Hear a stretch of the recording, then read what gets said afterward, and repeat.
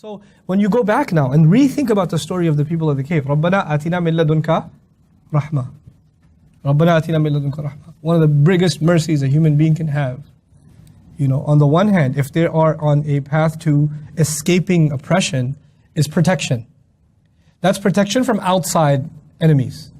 But in this journey, in the journey of knowledge, the enemy is not outside. Where's the enemy? Inside. You still need rahmah from Allah. آتِنَا مِن لَدُنْكَ رَحْمَةً آتَيْنَاهُ رَحْمَةً مِّنْ عِنْدِنَا. The rahmah given to him is his humility. As a matter of fact, I shared with you what he said to Musa alayhi salam, right? And the last time, you've been taught what I don't know. I've been taught what you don't know. First thing he acknowledges what he doesn't know. And as a matter of fact, first he acknowledged what Musa alayhi salam knows. What he knows and what he doesn't know. This is a rahmah from Allah for someone who's learning to acknowledge that they don't know. To acknowledge that they're still on the path. To acknowledge that they might sometimes cross where they were supposed to go, and they went the wrong way, and then they have to retrace their steps.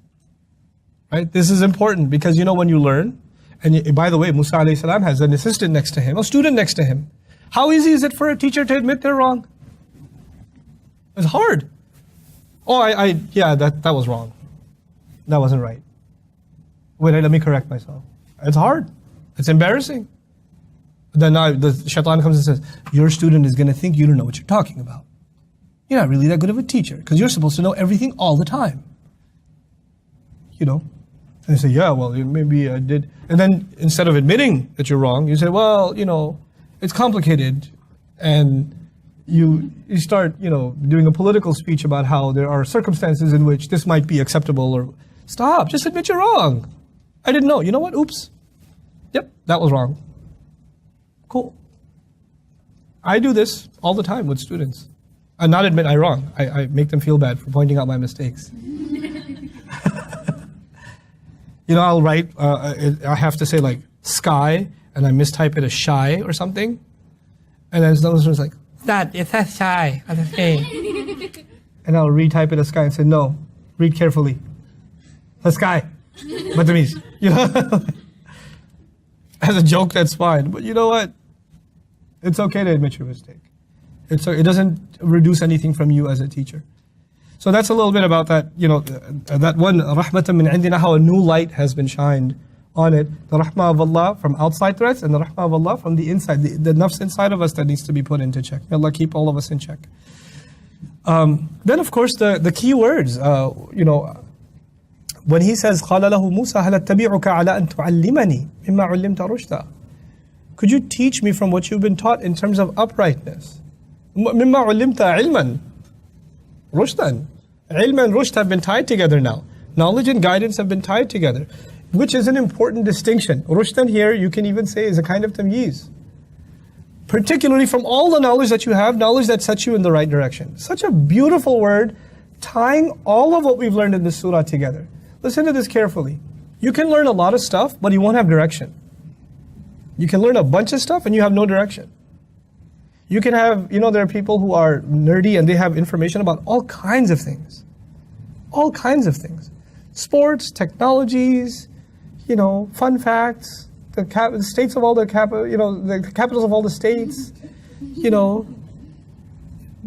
all kinds of stuff, but no direction. By the way, this happens even inside Islamic studies.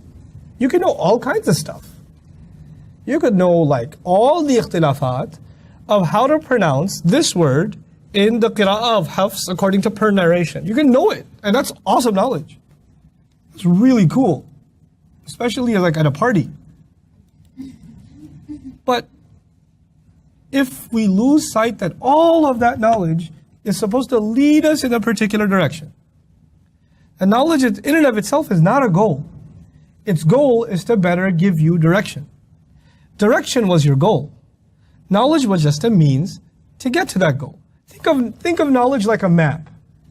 The purpose of a map is not for you to go in every street.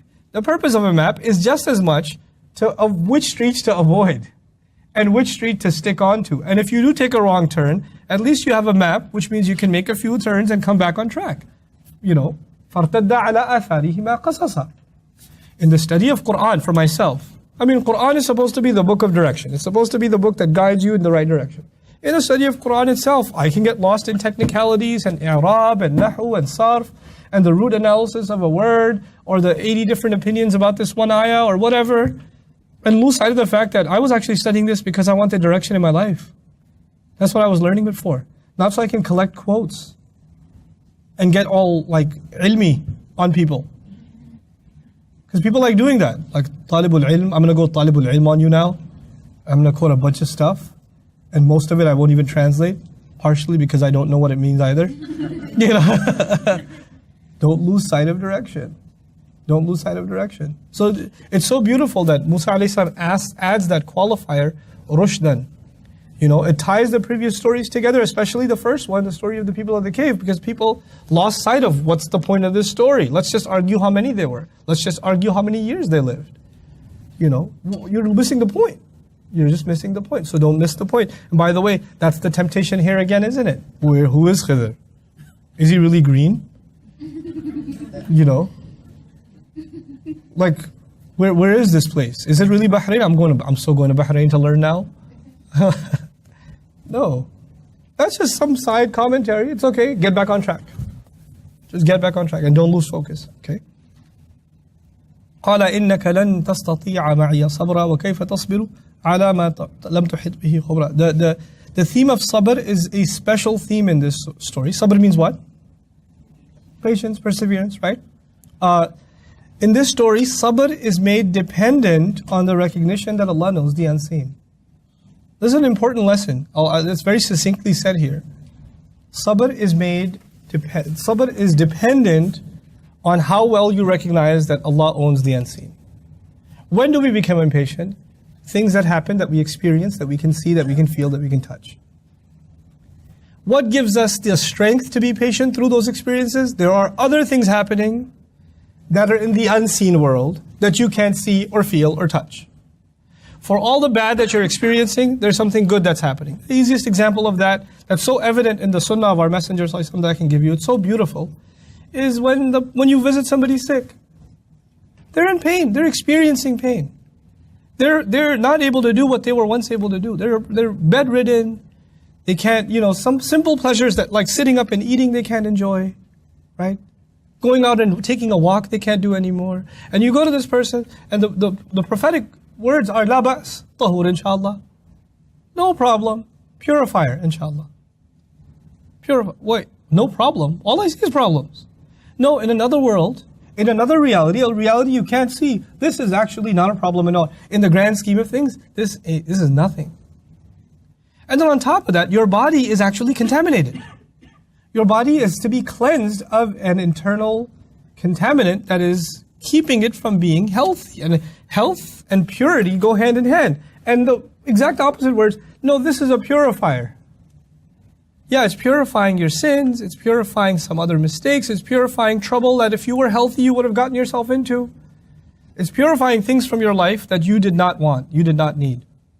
This is the idea of sabr. You missed a flight, you got on the airport, and you got security line was super long, and you get to the gate, and sorry, and they close the gate in front of you as they watch you running. Can I get on? No, the gate's closed. But you were making eye contact with me as you closed the gate. No, but it's closed. It's a policy. Once we close the gate, you can't get on. And then she gets a message on the walkie-talkie. There's a few seats over here. It's Jersey. So, but it's closed. And you're upset. How come they didn't let me on this flight? Oh God, this is so horrible. Etc., etc. Actually, maybe there was some evil for you on that flight. You don't know. You don't know if you landed early, something bad was going to happen to you on the way home. Some accident you avoided that now you were never even on that road because you came home 3 hours late the next morning. Something Allah planned, averted from you. We look at the scene and we lose our patience. The entire purpose of the story is to know that there's something. Allah always has a better plan in the background. You will experience things that agitate you, that you don't understand, that I don't understand. But we have to rely that Allah has something better planned for us. That's the lesson that's being taught. And so sabr is actually the lesson learned. That's why it keeps making its appearance again. And that's why, lahu ghaybu samawati wal ard. By the way, even before, about the unseen, Allah alone owns the unseen of the skies and the earth. Rajman bil ghaib came before, people making assumptions about the unseen, throwing stones in the unseen. Now, this was actually particularly important for the Sahaba because the Sahaba were going through a lot of trouble at the time. Like, this is a Makki surah, they were being persecuted. Things did not look good. But Allah Azza wa Jal has something working in the background. Something's happening that they don't realize. Like I'll give you one more example of this, even if it takes the rest of our time. One of the hardest examples to process, if you don't recognize this, is sometimes in the Quran, the Prophet ﷺ is criticized. Like Abasa wa Tawalla, the Prophet's criticized. He frowned, he turned away. Abasa, he bulged on the forehead and he turned away. Right? And how is this a good thing? How is a critique of the Prophet ﷺ a good thing? Or actually the story I just recently taught, the story of Aisha radiallahu anha, how she was slandered. How the most noble woman, this woman did more good. I want you to understand the pressure on this woman, this young woman. A fourth of the traditions of the Prophet ﷺ would not make their way to us if it's not for our mother Aisha. She has one of the most noble tasks, noble responsibilities ever given to a woman in history. And yet, and she is one of the most revered, respected, regarded figures in Islam. In Islam. And yet, Allah put her through, I cannot imagine a more humiliating experience. To be in that profile as she is, and to be accused of cheating on her husband, and to be accused, and her husband being the messenger of Allah. And then if that's not bad enough, people from within her own family buying into it. People from within her own family. And this lasting over the course of a month. That experience, what she went through, is so horrible. It's so bad. And by the way, from the Shari'i perspective, the accusation made against an innocent woman that itself should be whipped. A person who makes such an accusation or even insinuates something like that, right? They should be whipped. And yet, how did the Quran describe it? He says, لا تحسبوه شرا لكم بل هو خير لكم. Don't imagine it to be something evil that happened for you. Rather, it's something good for you. خير لكم. How is that good? It's good in the unseen. But I can tell you some things we can't see now that couldn't have been seen then. Until the day of judgment, are there going to be innocent women that are slandered? Innocent people whose reputations are ruined by people's words, by people's casual comments and remarks? Yes, there are going to be people like that. And until the day of judgment, those people will receive their strength and will know that their honor has not been tarnished because of the words Allah gave to Aisha radiallahu anha. She had to go through that for all the people until the day of judgment that are going to experience that. They wouldn't have consolation if it wasn't for her. And they'll know, because when people say those things about you, one of the first thoughts you get is, maybe I'm a bad person. If all the people are saying this, I must be a bad person. So, and she's so awesome. She says, when she tells the story herself, she says, radiallahu ta'ala anha, I didn't think I was worth Quran coming down for me. And she chooses such beautiful words because now she knows she's worth it. Now she knows Allah made her worth it. And so what Allah does is, if the most honored of people can be humiliated like this, who am I? It's okay. Who are you? It'll happen, and Allah will still, Allah is the one who gives the dignity, Allah is the one who restores it. So, وَالْهُوَ خَيْرٌ لَكُمْ is good for you. That is the lesson that's been reinforced in this surah over and over again. Anyhow, قَالَ سَتَجِدُنِي إِنْ شَاءَ اللَّهِ صَابِرًا وَلَا أَعْصِي لَكَ أَمْرًا. Again, you'll find, I'm going to be patient, but this time he recognizes, insha'Allah. I'm going to be patient, inshallah. You're going to find me to be patient, inshallah. And the wijdan, finding, is another theme that recurs here multiple times. فَوَجَدَ عَبْدًا مِنْ عِبَادِنَا سَتَجِدُنِي إِنْ شَاءَ اللَّهِ صَابِرًا. Right? Finding is going to be something that occurs over and over again. And finally, I'll reinforce something I said before. Actually, no, I'll go to something new. The pattern, the structure, one of the structural things about the story, and then inshallah, probably next time, I'll share with you like an ayah by ayah lessons of the story, inshallah. Is فَانْطَلَقَا حَتَّى إِذَا when you say, how are each piece of the story structured? First, they come upon something. The first part is, they come upon something. Then Khidr alayhi salam does something shocking. Like they came upon the ship, and what did Khidr do? He tore it up, right? Or they came upon the child, and he killed him, etc. Then the third part is always Musa alayhi salam questions, why did you do this? How could you do this? And then the fourth part is always Khidr reminds him. Reminds him of what? He doesn't explain what he did. He simply reminds him, didn't I tell you you're not going to be patient? Which means Musa alayhi salam keeps forgetting. And by the way, did he say inshallah? He said inshallah. Just because you say inshallah doesn't mean you'll remember. Right? وَاذْكُرْ رَبَّكَ إِذَا نَسِيتَ. Remember your mention when you mention your Rabb when you forget. So he keeps reminding him, and then Musa alayhi salam responds apologetically until at the very end Musa alayhi salam explains his actions. Or rather Khidr alayhi salam explains his actions and says, okay, this is the reason behind this and this and this and this. Interestingly enough, the word dhikr, play on words. حَتَّى أُحْدِثَ لَكَ مِنْهُ ذِكْرًا. This is the last thing I'll share with you. حَتَّى أُحْدِثَ لَكَ مِنْهُ ذِكْرًا. Until I make mention of anything for you. The word dhikr in Arabic is reminder. It's also mention. And in the beginning of the story, Khidr said, look, you have to follow me, and you can't ask me any questions. لا تسألني في شيء حتى أحدث لك منه ذكرًا, until I make some mention of it to you. So the word dhikr in the ayah is used in the meaning of mention. Is that clear? But interestingly, thereafter, the mention, because of Musa alayhi salam's nature, because of him not being able to handle what's going on around him, it was never ever anything mentioned. Everything was actually reminder. So the word dhikr, which was supposed to be mentioned, turns into what?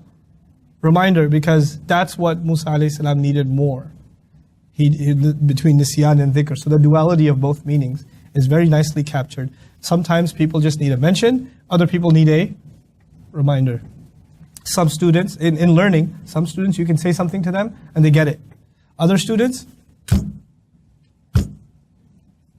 please, let me repeat that again. Oh, could you say that again? Yeah, I can say it again. Okay, just one more time. I think I'm getting it. And that's okay. A teacher shouldn't get annoyed. They should just repeat. They should just repeat. They should just repeat. And that's okay. Sometimes for some people that's how learning works. For other people, you say one time, I got it. You don't have to say it again. I got it. So may Allah Azza wa Jal make us good students, inspired students by the book of Allah. Hopefully, inshallah, by next time we wrap up the story of Musa and Khidr alayhi salam. These were just some outside notes before we dive into the ayah by ayah. Barakallahu li wa lakum. Assalamu alaikum wa rahmatullahi wa barakatuh.